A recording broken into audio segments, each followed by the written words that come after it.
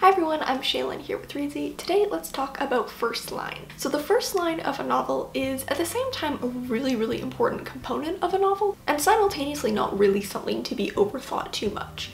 You want your first line to be a strong line. You want it to be something that grabs the reader's attention. You especially want it to be something eye-catching if you're querying your novel and trying to get, say, an agent's attention. You also don't want it to be anything that might turn a reader away, say through an awkward style or confusion. But at the same time, if you put too much time into crafting the greatest line of all time, it's very common for authors to lose sight of what actually makes a strong first line. Creating something too complicated or too fanciful can lose the reader just as much as a first line that feels kind of lackluster. There is no one single way to create a strong first line. There are tons of famous first lines out there and they're all strong for different reasons.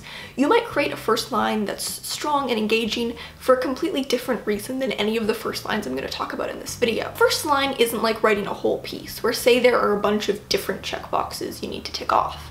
A first line rather really needs to find one thing and do it really well. I'd say with a first line, rather than trying to do too many things, try to hone in on just doing one thing as well as you can. So that's what I'm going to consider the golden rule of the first line. And that is that it establishes something, whatever that thing may be, that makes the reader want to read on. So before we look at some examples, let's start by looking at a list of common first line faux pas, things to avoid. The first one is familiar imagery or imagery that just isn't that exciting. For example, describing the sky or describing the weather or using any kind of cliche phrase. Imagery can be a strong way to start a piece, and we'll talk about that in a moment, but if you're starting with cliche imagery or imagery that just isn't that exciting, it's not really going to do anything to grab the reader's attention. Second would be dialogue. Now, it's okay to start with a conversation of dialogue in your first scene, but in most cases, it's generally advised that you don't want dialogue to be the first line of a piece. The reason for this is because dialogue with no narrative to contextualize it isn't that interesting. It just feels like a voice kind of floating out of the void. Readers typically need something to ground them visually before they start hearing dialogue in the story. There are, of course, exceptions to this where pieces do start with dialogue, but as a general rule, it's something you want to avoid unless you have a really specific reason why it works for your piece. Number 3 would be cliches. Now, I already mentioned cliche imagery, but this extends a little further into things like cliche actions. One of the most common ones here would be starting with a character waking up. This is probably one of the biggest first line cliches, probably the number one, and it's really just something to avoid at all costs. There are, again, maybe exceptions where it really makes sense for your piece, but it's such a tired beginning that I can say, even without really knowing anything about your story, that you probably shouldn't be starting with the character waking up. Similarly, another really common cliche is a dream. This is almost when the writer just starts a step before the wake up. Dreams are also not usually a strong way to start a piece because you're not grounding the reader in anything concrete. You're actually giving them something fake, asking them to invest in that, and then asking them to reinvest once again in the actual concrete story. Number 3 would be with a confusing sentence that causes a clarity issue. This can often happen, like I mentioned in the beginning, when writers get a little too involved with their first line, when they obsess a little too much over the first line, trying to make it as fanciful as they can, and it really just causes a confusing line that causes clarity issues. There are lots of first lines that work really well off of creating intrigue, but that's different from creating confusion. Most of the examples that I'm going to show you later are actually relatively short. If you are trying to go an imagery route, try to avoid really tangled, really complex imagery, and instead try to hone in on something simple but poignant. The next thing to avoid would be mundanity. Anything that's kind of just day to day isn't that interesting. A first line or first scene that depicts a character brushing their teeth, getting a glass of water, eating breakfast, taking the bus. If the first line could apply to the average person on any given day, it's probably not a very strong first line. So those are some don'ts. Let's take a look at some successful first lines. Now, of course, a first line doesn't need to and can't do all of these things. The goal of a first line shouldn't be to do all of these things. Each of these lines accomplishes a different thing and is strong for a different reason. So we're going to talk about things like imagery and voice and conflict and surprise. You don't need to do all of these things with a first line. It's best to do one really well. So the first option would be a first line that establishes mystery or conflict. Conflict is the backbone of the story. It's what the reader is investing in and reading for. Characters with no conflict don't tend to be that interesting. Conflict really is the engine of the story. So if you can start your story that right from the get-go sets up conflict and mystery, that can be really, really engaging. A great example of this is quite a famous first line, and it's from Everything I Never Told You by Celeste Ng. Lydia is dead, but they don't know this yet. It's a first line that's resonated with a lot of people because of how strong it is. As a bit of a cheat, starting with death in a first line is usually pretty eye-catching, but the way that this first line sets it up adds whole other layers to the conflict. And as the scene then segues into the family's regular morning routine minus Lydia, we as the reader know something the characters don't. This scene manages to make that regular mundane scene of a family getting ready in the morning really interesting and really tense because of what we know that the characters don't. This line almost cheats one of the golden rules of starting a book, which is don't start with boring mundane details. This first line makes it possible because it's such a strong first line. Another great option is to start with vivid imagery. Now, of course, like I mentioned earlier, it's really important to avoid familiar imagery or imagery that just doesn't really pack a strong punch.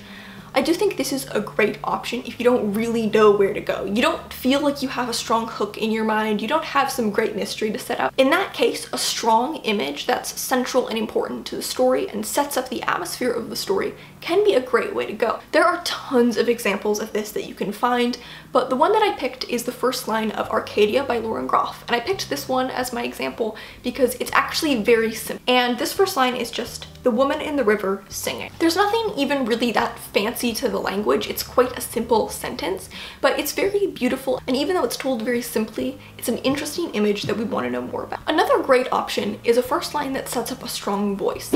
If you're writing a very voicey piece, starting with that can act like a hook in and of itself. A piece that starts with voice is a piece where the first line shows us that the character thinks in a way that's different from the average person. So I actually pulled a couple examples for this one because it really can vary depending on the piece.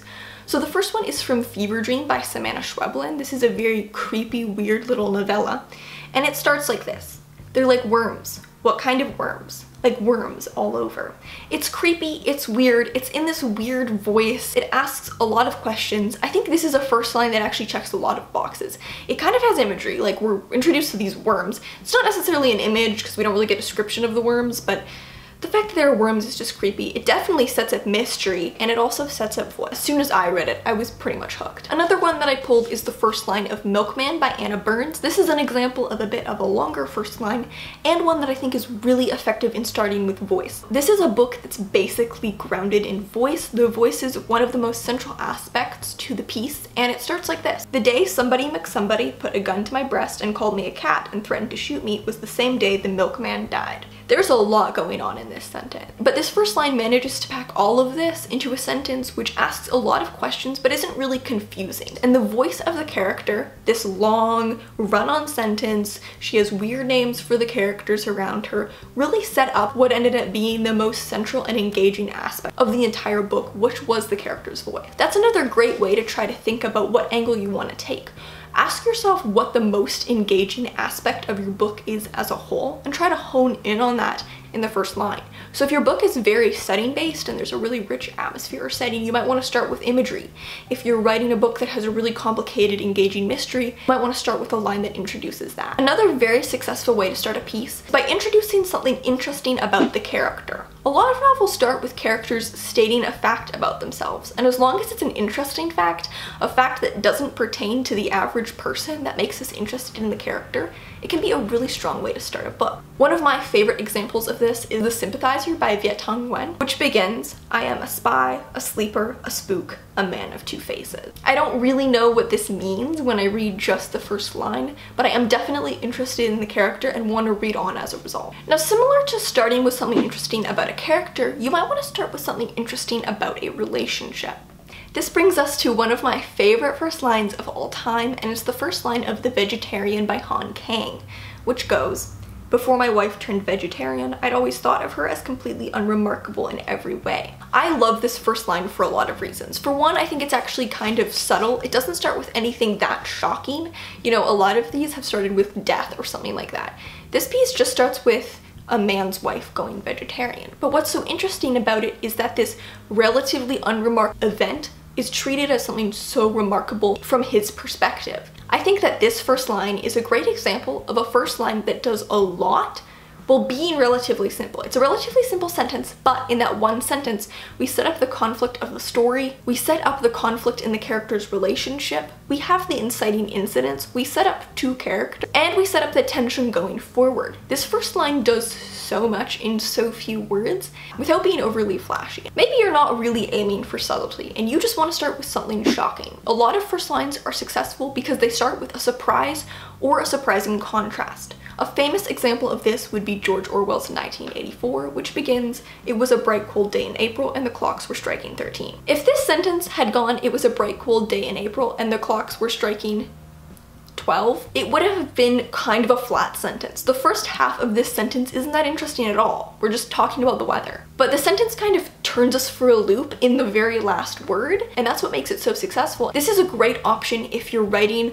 something set in another world, in a world where things don't work the way we're used to them work. And as a final option, this is similar to starting with an image, but you can start with just an action or a moment. A really striking moment in the story. While starting with an image is like starting with a snapshot, starting with an impactful moment is like getting that powerful image, except in motion. An example of this that I really like is from Bel Canto by Ann Patchett, which reads, "When the lights went off, the accompanist kissed her."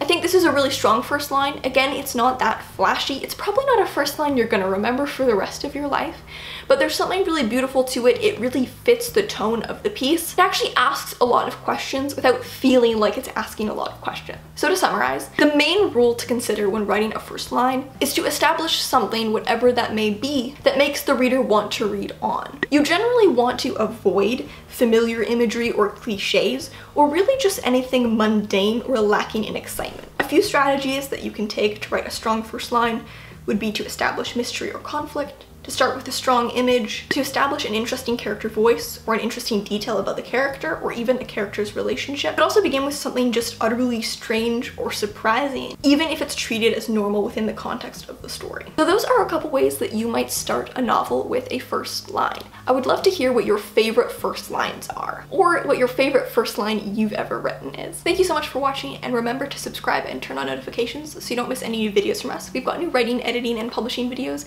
every Tuesday and Friday. Until next time.